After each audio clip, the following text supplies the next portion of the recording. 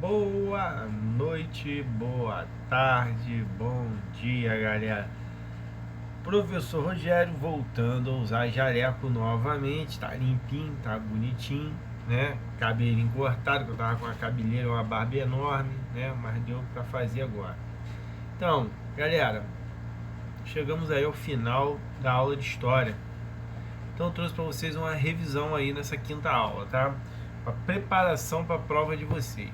Então vamos para um bate-pronto aqui rapidinho, tá? Essa revisão, ela ajuda muito aí a galera a passar, para quem não me conhece. Se tem alguém aí que já estudou comigo antes, né? Infelizmente nesse momento de pandemia não dá, mas sabe como é que eu trabalho. Então assim, estudou pela revisão é nota 10 garantido, galera. Tá? Não adianta depois vir, professor, isso não tava, tá tudo que tá na prova, tá na revisão. É só estudar. Ah, professor, tá igualzinho? Claro que não. Mas se você estudar a revisão que eu vou passar hoje, é 10 garantido. Só depende de você. Ah, é claro, professor, vou dar uma lidazinha 10 minutos antes da prova. Eu vou passar? Vai tomar um zero. Vai tomar um zero, que de 10 minutos antes da prova é zero garantido, né? Lembrando, você começa com 10, você perde pontos no decorrer do dia, ou no decorrer do semestre, ou do módulo letivo. Então, galera, tem que estudar, não tem jeito. Você está aí, está pagando, vamos estudar, vamos aprender alguma coisa, tá? Então é o seguinte, novamente, estou passando a revisão, estudou pela revisão, caiu dentro, meu dedo vorou essa revisão, estudou igual louco, estuda isso aí como se fosse a última coisa, tem um mosquito voando aqui, como se fosse a última coisa da sua vida, é 10 garantido, tá ok? Leu 10 minutos, 20 minutos antes da prova, vai ficar com zero. Então, vamos lá. Passando aqui, aí a carinha nem vai atrapalhar. Então olha só, galera, a conquista da colonização europeia na América entre os séculos 16 e 17 condicionaram a formação de sociedades coloniais diversas e particulares.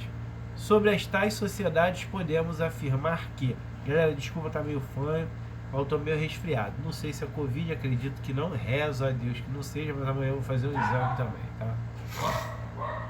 Desculpem aí qualquer coisa, meu cachorro latindo ao fundo.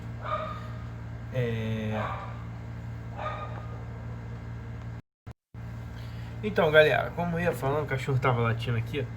Fui ali ver o que é pra não acordar meu filho que tá dormindo. Então, vamos lá, né? Que podemos afirmar sobre essas sociedades, né? Da conquista europeia na América.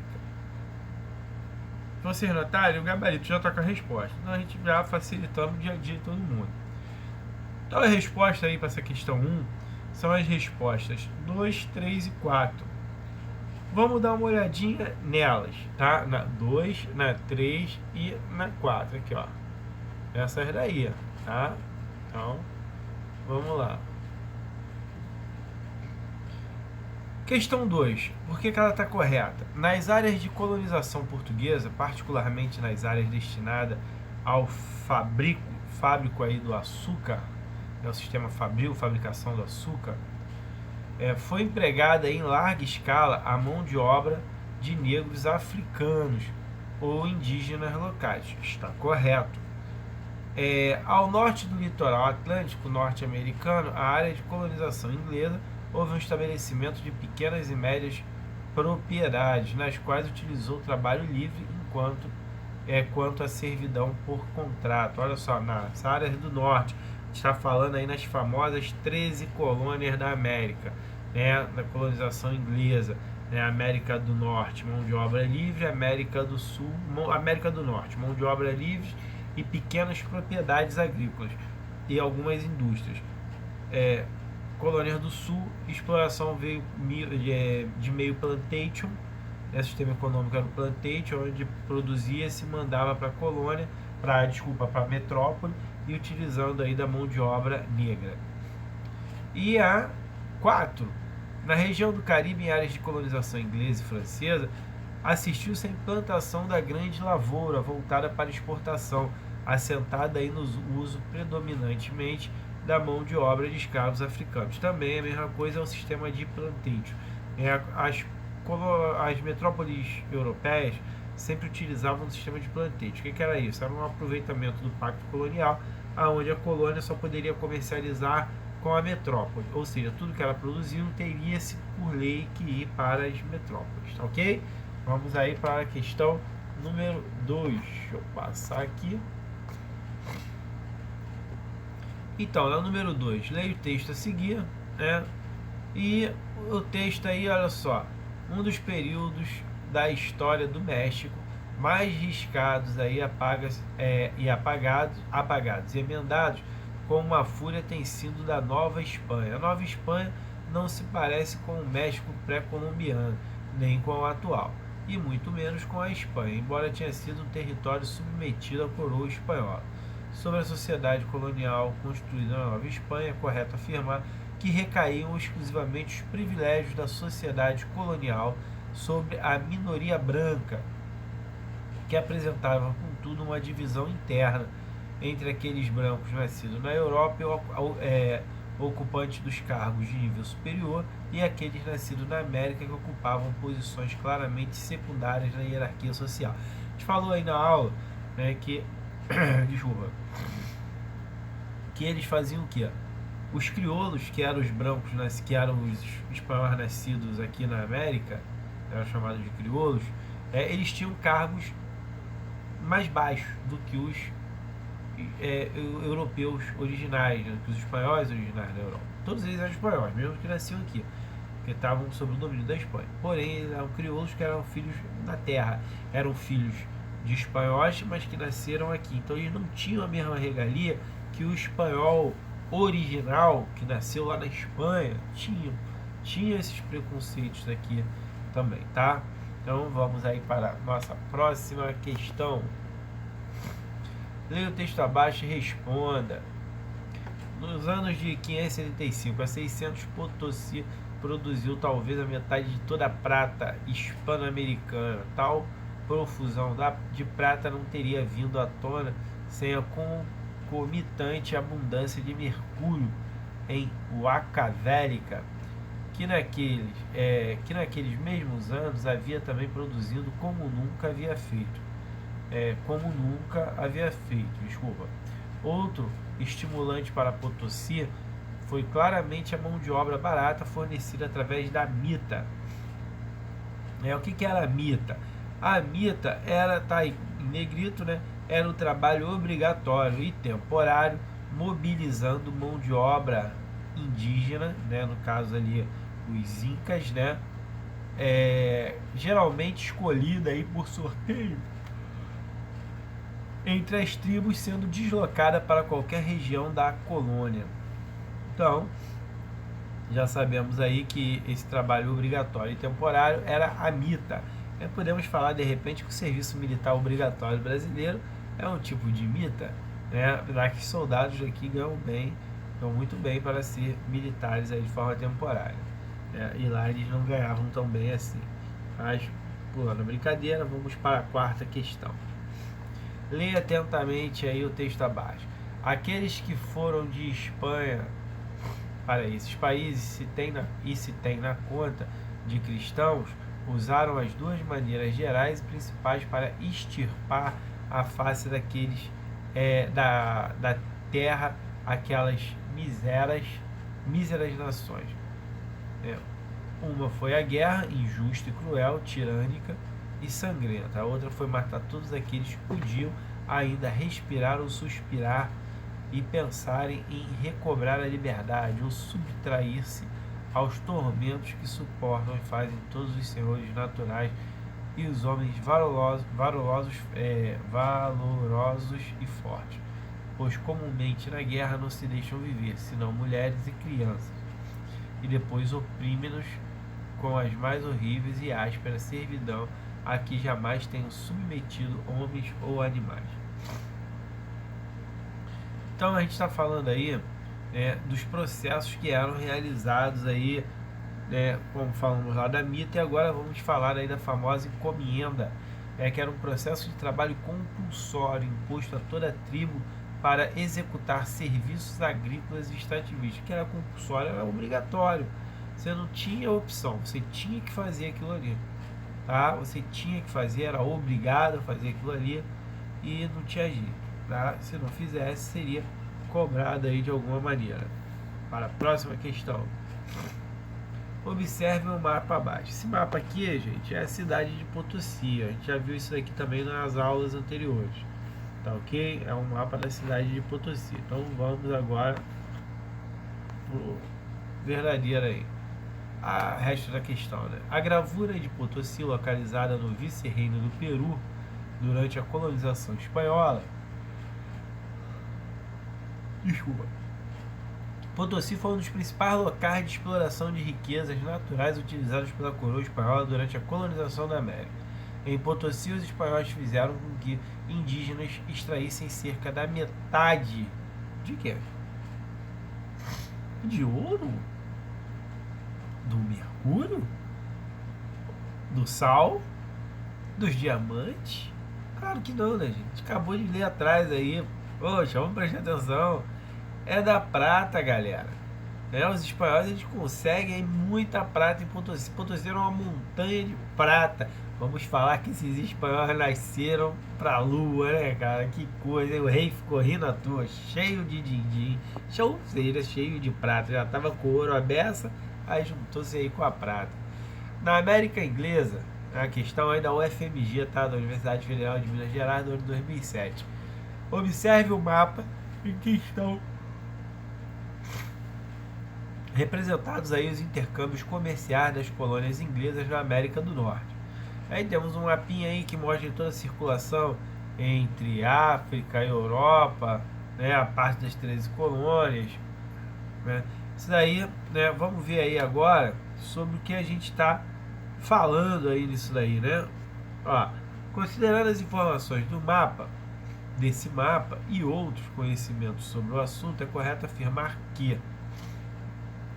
tá lá em negrito, o comércio intercolonial e intercontinental se desenvolveu nas colônias inglesas, né, da América do Norte, apesar da tentativa ineficaz de aplicação de leis de navegação por parte da metrópole. Ok, galera? Aí, ó. Então, comércio intercolonial ou intercontinental aí, mesmo contra as regras, tá? De aplicação aqui das leis de navegação por parte da metrópole. Vamos passar. Próxima questão. O EG, a Universidade Estadual de Goiás, seja qual for o termo utilizado para descrever o encontro de indígenas e europeus no continente americano no final do século XV, é consenso que seu resultado foi ao mesmo tempo lucrativo para os europeus e desastroso para as populações indígenas. Sobre as consequências, analise as proposições abaixo. Gente, na resposta e no gabarito, temos dizendo que as proposições 1, 2 e 4 são as verdadeiras. Por quê? 1. A colonização da América do Norte foi empreendida por famílias inglesas, né, em fuga aí da Inglaterra por causa das perseguições religiosas. Ao implementá-las, os colonos dizimaram grande parte da população nativa, considerando aí um empecilho para seu interesse. Isso daí foi a chamada corrida para o oeste americano. Os ingleses faziam questão de mandar os britânicos, que eles não gratos na terra, para cá, para tentar a vida, também incentivava a vida de outros países, de outras pessoas de outros países para cá, chegando até a financiar, né? E oferecendo que tudo que essas pessoas conquistassem a oeste das 13 colônias poderia ser delas, só que era uma terra infestada por índios. Então houve um verdadeiro massacre, que as pessoas que ali estavam lutando pela vida e acabaram, em geral, como tinham armas, massacrando aí os indígenas, tá? Não foi uma coisa muito legal. Número 2. A estrutura básica da economia colonial na América do Norte foi a pequena propriedade fundamentada aí no trabalho familiar e na policultura, indústria rudimentar e principalmente na área têxtil. Como falei, vamos repetir, terceira vez já na revisão. Na América do Norte, a mão de obra era livre, não se tinha escravos, ou muito pouco escravos, né, ela estava um pouco distante das regras da metrópole, então se tinha ali uma liberdade econômica, né, pequenas indústrias, comércios, né, as pessoas levavam a vida mais livre da colônia, tá ok? Verdadeiro. E a 4, né, nas possessões portuguesas houve um pouco de interesse na efetiva ocupação do território, devido à prioridade dada pelo reino lusitano ao comércio com as Índias e aos fatos de não terem sido encontrados metais preciosos nos primeiros contatos, com certeza. A corrida, né, marítima, ela se deu pelo motivo de busca de metais e pedras preciosas. Portugal já dominava todo o comércio nas Índias, de especiarias. Então, para ele, lá era muito mais lucrativo do que aqui. Porém, aos poucos, aqui foi se tornando sua principal colônia, tá ok? Então, vamos para a próxima questão. A América Inglesa. Universidade Estadual de Londrina, essa questão, tá? É bem verdade que os outros colonizadores europeus estavam também ocupando aí espaços, mas impressiona, no caso da América Inglesa, a velocidade, assim como a variedade de formas de ocupação e de atividades econômicas. Impressiona também a convicção de um direito divino, assim como de uma missão especial desse povo na América. Essa crença na própria excepcionalidade resultava numa tradição religiosa puritana, que realçava aí a realização das virtudes individuais, assim como uma tradição republicana que fundava as instituições políticas na ação da vontade dos homens livres. Com base no texto e nos conhecimentos sobre a colonização das Américas anglo-saxônicas, portuguesas e hispânicas, é correto afirmar que, letra B aí, né, a colonização da América anglo-saxônica recebeu famílias de camponeses pobres e endividados, burgueses ou nobres, vítimas de perseguições políticas e religiosas. No entanto, em ambos os casos, colonizar foi sinônimo de dominação econômica, política e religiosa. Ou seja, por que isso? Porque todo mundo que chegava nas terras novas queria impor o seu conhecimento, impor a sua religião, impor o seu sistema político, impor suas vontades, tá, sobre o povo que aqui estava. Para a próxima. A conquista colonial inglesa resultou aí no estabelecimento de 3 áreas com características diversas na América do Norte. Com relação a essas chamadas colônias do Sul, é correto afirmar que baseavam-se em uma economia escravista, voltada principalmente para o mercado de produtos como tabaco e algodão, chamado também essa área de plantation, que são as colônias do Sul, tá? Eram as colônias do Sul que a coroa inglesa estipulou lá o sistema de plantation, e tudo que era produzido era mandado para Inglaterra, e também usava-se aí a mão de obra escrava. O sistema de plantation também foi utilizado muito no Brasil pela coroa portuguesa na exploração de cana-de-açúcar, tá ok? A colonização inglesa começou tardiamente por causa dos problemas políticos internos, mas vários fatores impulsionaram a ocupação da América do Norte, entre os quais, de certo grau, certo grau de liberdade que gozavam as colônias dentro do monopólio mercantilista. Liberdade essa começou a sofrer restrições com os chamados atos de navegação. Os atos de navegação, como a gente já viu ali anteriormente no texto ali entre os comércios, era a proibição de alguns produtos aí entre colônias, né? Porque você tinha o sistema do pacto colonial e que acabou não sendo respeitado aí. Questão 11. São características das colônias de povoamento implantadas no continente americano a partir do século XVII. Pequena propriedade familiar,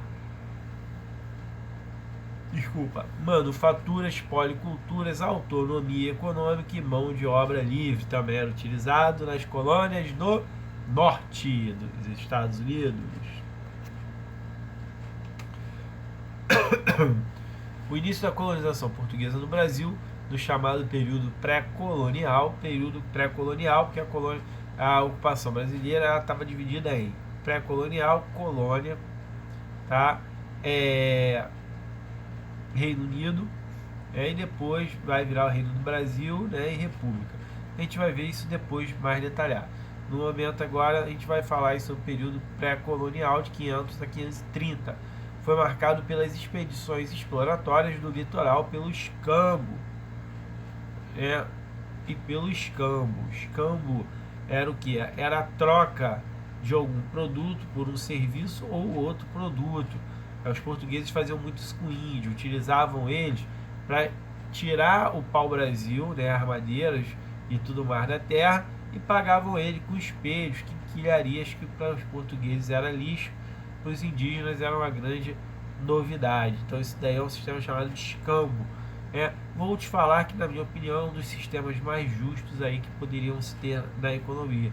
Ou seja, eu presto determinado serviço, mas eu preciso de um produto, eu troco minha mão de obra por determinado produto. É um excelente pagamento, tendo em vista que eu teria que receber e trocar. Porém, isso não vai acontecer, porque vivemos em um mundo tecnicamente capitalista. Para a próxima question. Next question. Apesar dos exageros, e incorreções, a lettera de Américo Vespúcio para Pietro Soderini com certeza continha aí várias passagens verídicas. Uma delas é o trecho no qual, referindo-se à sua primeira viagem ao Brasil, realizada entre maio de 501 e julho de 502, Vespúcio afirma: nessa costa não vimos coisas de proveito, exceto uma infinidade de árvores de pau-brasil. E já tendo estado na viagem bem 10 meses, e visto que nessa terra não encontrávamos coisas de metal algum, acordamos e despedimos-nos dela. Deve ter sido exatamente esse o teor relatado, do relatório de Vespúcio, que entregou para o rei Dom Manuel em julho de 502, logo após desembarcar em Lisboa ao final de sua primeira viagem sob a bandeira portuguesa. O diagnóstico de Vespúcio selou o destino do Brasil pelas 2 décadas seguintes. Afinal, no mesmo instante em que era informado pelo Florentino a inexistência de metais e de especiarias no território descoberto por Cabral, Dom Manuel concentrava todos os seus esforços na busca pelas extraordinárias riquezas do Oriente, que eram as especiarias, pimenta, essas coisas aí. Então, olha só, a descoberta do Brasil não alterou os rumos da expansão portuguesa voltada prioritariamente para o Oriente, o que explica a característica dos primeiros anos da colonização, entre os quais inclui o que? Novamente, o que se incluía aí era o escambo com os indígenas, garantindo um baixo custo de exploração, ou seja, em vez dos portugueses desembarcarem, ficarem vários milhares de portugueses para cá poder explorar, eles negociavam com os indígenas, para os indígenas trazerem para eles as coisas, como o pau-brasil, entre outros produtos aí que poderiam ser tragos através aí dos indígenas. Tá vendo, galera? A prova tá mamão com açúcar. Assinale a alternativa correta a respeito do período pré-colonial brasileiro. Os franceses não reconheciam o domínio português, tanto que chegaram a se estabelecer no Rio de Janeiro e no Maranhão. Tem até um filme muito bom, Vermelho Brasil, que fala sobre isso daí, sobre os franceses vindo para cá. Já tinha português corrupto nessa época, fingiram que não viram os franceses entrar e ocupar o território. Mas aí os portugueses, com a ajuda dos índios, conseguiram espantar e expulsar os franceses do nosso território aí dessas invasões. Não só os franceses, como os holandeses e demais aí também, que vinham tentar invadir esse território que era imenso. De começo, e fosse qual fosse, após a exploração cabralina, a importância dos conhecimentos geográficos sobre o Brasil o interesse de Dom Manuel sobre seus novos territórios da América foi, ao que parece, mais de ordem estratégica do que econômica. Segundo o historiador português James Cortesão, no início do século XVI, a importância econômica dada aí pela América, pelo Estado português, foi de ordem estratégica. Isso porque o interesse português estava voltado para o Oriente e o controle do litoral sul da América deveria garantir fundamentalmente o monopólio da navegação da Rota do Cabo, que era a navegação aí que levava as especiarias do Oriente, né, das Índias. Então, olha só, gente, por que era esse interesse? Porque aqui não tinha nada de interessante até aquele momento. Se tivesse, ele voltaria para cá. Ele ia explorar aqui, mas não tinha. Então, quer dizer, eu vou trocar o meu certo pelo duvidoso? Não vou fazer isso, né? Então, eu deixo uma meia dúzia de pessoas aqui tomando conta em algumas pequenas feitorias, né? Só para dizer que tem território, tem dono, enquanto eu marco o território lá nas Índias.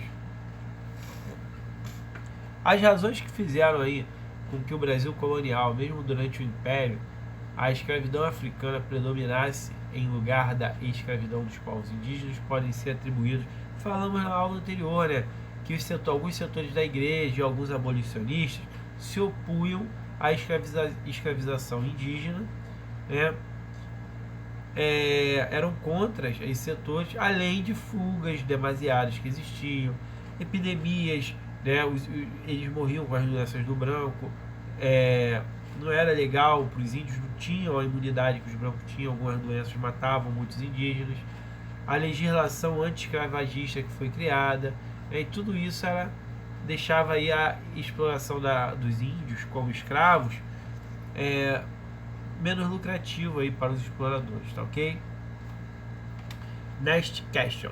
Opa, tô falando inglês, ó. Por aproximadamente 3 séculos, as relações de produção escravista predominaram no Brasil, em especial nas áreas de plantation e na área de mineração. Sobre esse sistema é correto afirmar que favoreceu ao longo dos anos a acumulação de capital, gente, em razão do tráfico negreiro. O tráfico negreiro era altamente lucrativo. O europeu chegava na costa, né, da África, comprava, negociava os negros lá por um valor irrisório e vendiam por altos preços. Aqui no Brasil era muito caro o índio, era quase que um carro zero, gente. Então o cara tinha que ter muita grana para ter negro, tá ok? Então, o escravo não era barato, não era qualquer um que tinha escravo. A musiquinha. Leia aí a música abaixo, né? Todo camburão tem um pouco de navio negreiro, Marcelo Iuca do Rapa. Eu não vou cantar pra vocês, porque eu não vou dar o gostinho de vocês escutarem a minha linda voz, né? Dessa produção aí, que eu não vou ganhar nada por isso, né, galera? Mas vamos direto para a questão. Vou poupar vocês aí de escutar aí a minha voz aí. A letra acima, ou ao lado retratado, permanecia do preconceito sofrido pelos negros africanos em decorrência de mais de 300 anos de escravidão em terras brasileiras. A partir da letra da música e seus conhecimentos sobre a escravidão no Brasil, indica a alternativa incorreta. Por que a alternativa correta? É a alternativa que está errada, que não está de acordo com a letra da música. E aí podemos dizer que após a independência do Brasil em 1822, houve uma intensa campanha pelo fim da escravidão no Brasil, organizada principalmente por abolicionistas, que se adiantaram às pressões dos ingleses pelo fim do tráfico no Atlântico, em razão da ação dos abolicionistas. A Lei Eusébio de Queiroz foi promulgada no ano de 1850. Então, galera, o que está aqui? Por que essa questão... Desculpa aí, galera. Olha só, galera, indica a alternativa incorreta. Por quê? O que está errado aí nessa questão? A independência do Brasil foi em 1822. Houve uma intensa campanha. Não houve uma intensa campanha. Tinha meia dúzia de gato pingado querendo o fim aí da escravidão. Os ingleses, eles queriam que acabasse o tráfico, que eles tinham interesse interesse econômico. Por quê? Como eu já falei, escravo não tem salário, se não tem salário não gasta dinheiro. Tinha mais escravo do que branco, obviamente o mercado consumidor aqui, né, seria enorme se fosse mão de obra livre, e era muito pequeno para a Inglaterra investir aqui. Então a Inglaterra queria que se tornassem livres para poder investir, tá? Ela realmente fez aí em cima desse fim aí. Se você vê, essa resposta está meio embolada, por isso ela está errada aí, tá? Que ela não foi logo após a independência. Após a independência do Brasil, houve uma intensa campanha. Então essa campanha foi lá pro final, que a gente viu, né, quando a princesa Isabel já tinha assinou lá a Lei Áurea. Tá ok? Vamos para a próxima questão. No mais de 300 anos da existência da escravidão africana na América, e nos anos em que existiu a escravidão indígena, as populações escravizadas resistiram aí a diferentes formas e processos de escravidão. Resistir, entretanto, não significa aqui suportar, mas sim lutar contra a dominação imposta e buscar liberdade. Durante esse período colonial, o período colonial e imperial, a resistência dos africanos escravizados contra a escravidão ocorreu de várias formas. Dentre eles estavam lutas contra governos que foram organizados por escravos ou tiveram uma de suas reivindicações o fim da escravidão. Dentre as revoltas abaixo, com as características, não podemos incluir a revolta farroupilha. A revolta farroupilha foi lá no Rio Grande do Sul, Guerra dos Farrapos, tá ok? Então, revolta de Males, Confederação do Equador, Balaiada, tudo aí por negros, né? Reivindicando aí melhorias, fim da escravidão, liberdade, ok? Próxima questão. Leia abaixo o trecho de uma entrevista de Abdias do Nascimento, escritor e político militante no movimento negro. Os cultos afro-brasileiros eram uma questão de polícia. Dava-se cadeia até hoje. Nos museus da polícia do Rio de Janeiro ou da Bahia, podemos encontrar artefatos culturais retidos. São peças que comprovam suposta delinquência ou anormalidade mental da comunidade negra. Na Bahia, o Instituto Nina Rodrigues mostra exatamente isso, que o negro era um camarada doente da cabeça por ter sua própria crença, seus próprios valores, sua liturgia e seu culto. Eles não podiam aceitar isso. Parte do trecho acima citado é possível afirmar que, mesmo com todo tipo de repressão a que estavam sujeitos africanos escravizados, ainda buscavam manter vivas suas tradições culturais e religiosas, o que buscam até hoje, né, gente? O povo brasileiro, e tinha que tomar um pouco de vergonha na cara, porque o brasileiro não pode ser falado que eu sou branco, nem que eu sou... Nós somos um povo misturado, todo mundo tem cadinho de índio, cadinho de negro, cadinho de europeu. É tudo junto e misturado aqui. Não sei porque tem essa palhaçada do cara falar que não gosta de negro, é o negro que não gosta de branco, é o outro que... Irmão, que não tem isso, todo mundo aqui é igual. Galera, terminamos a revisão, tá? Sugiro aí, estudem. Tô mandando aí lá pro, também, tô mandando em anexo aí com tudo o conteúdo descrito aí da revisão, com os exercícios para vocês treinarem. Então estudem, está fácil, estudem, mas estudem muito. Valeu, galera. Um abraço, professor Rogério. Vejo vocês em Geografia.